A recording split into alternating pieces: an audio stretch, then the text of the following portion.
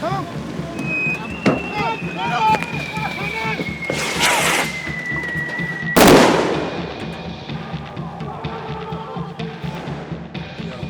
now, these Ivorian special forces are running a scenario in which a school has been taken over by a group of violent militants, and the goal here is for them to get it back. Now, this is not something that they're normally used to dealing with, but because of the spillover from the Sahel, these are the type of situations that they need to be able to handle moving forward. Special forces from the US, EU, and UK have trained elite commandos across Africa for more than a decade to combat these types of attacks.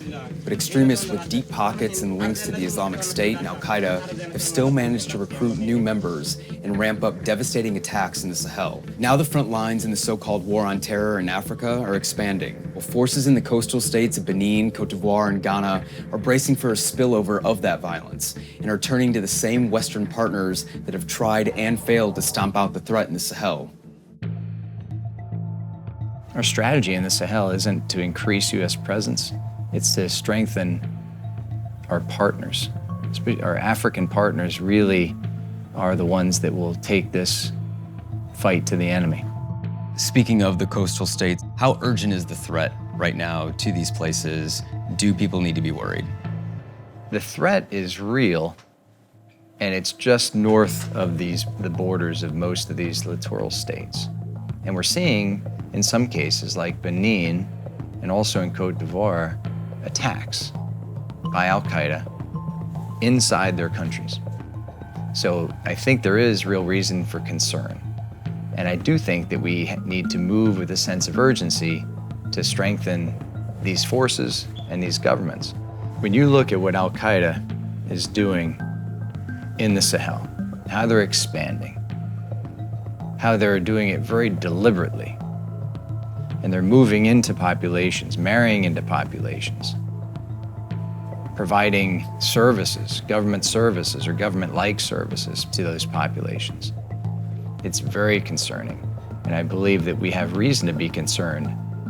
We need to address this now. In 2021, violent extremists launched 7 attacks against forces here in Côte d'Ivoire, a country that's never experienced this kind of violence before. Next door in Benin, militant groups killed 9 troops, including a French citizen in February. The French government said they killed 40 militants in a retaliatory airstrike. Nous ne pouvons pas rester engagés militairement aux côtés d'autorités de fait dont nous ne partageons ni la stratégie ni les objectifs cachés. Dans ces conditions, la France et ses partenaires engagés dans des missions de lutte contre le terrorisme, à savoir les États participants à la Task Force Takuba, ont pris la décision de retirer leur présence militaire au Mali. In February, France and European allies announced a full withdrawal of their troops from Mali after a military leader staged a coup, took over the government, and made it clear France wasn't welcome. It was the end of a 10-year-long deployment of French forces tasked with assisting in the war against extremist groups. Islamic State fighters and Al-Qaeda-backed militants used Mali as a safe haven, and this withdrawal is a big win. And even a decade of foreign intervention didn't stop their expansion beyond Mali's borders.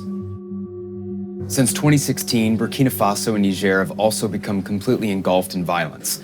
Militants on motorcycles storm villages across the desert, with civilian deaths at record levels and millions of people displaced. While the number of casualties across the border with Burkina Faso is relatively low, militant activity is not limited to attacks. If extremist groups can travel freely to the coast, it would mean access to a critical shipping route, both for smuggling in weapons and exporting commodities that could make them even richer and more deadly. Et pour ce qui concerne la Côte d'Ivoire, depuis 2016, il y a eu plusieurs attaques terroristes. L'attaque la plus meurtrière a été celle de Kafolo. C'est soldé par 14 morts parmi nos hommes, parmi nos soldats ivoiriens. Et c'est pour cette raison que le gouvernement de la Côte d'Ivoire a jugé bon, de pouvoir installer une structure qui soit capable de former et d'entraîner également les hommes en vue de combattre contre le terrorisme. Et ensuite, pour créer la zone opérationnelle au nord de la Côte d'Ivoire. And so what threat do violent extremists pose if they're able to break through that northern military zone that Côte d'Ivoire is designated and make it to, say, all the way to the Gulf of Guinea? D'abord, nous ne souhaitons pas qu'on puisse en arriver là. S'ils parvenaient au Golfe de Guinée, on va on va se retrouver dans la même situation que certains États voisins de la Côte d'Ivoire. On va perdre toutes nos libertés, voilà, où les droits de l'homme seront foulés aux pieds. Voilà, et donc on va se retrouver pratiquement dans une situation où c'est un califat qu'ils vont instaurer ici en Côte d'Ivoire. Mais en même temps, il faut dire que cette lutte-là, on ne peut pas la mener tout seul. Un seul État ne peut pas se targuer de pouvoir mener la lutte contre le terrorisme. Voilà, il faut dire que la riposte, elle doit être globale.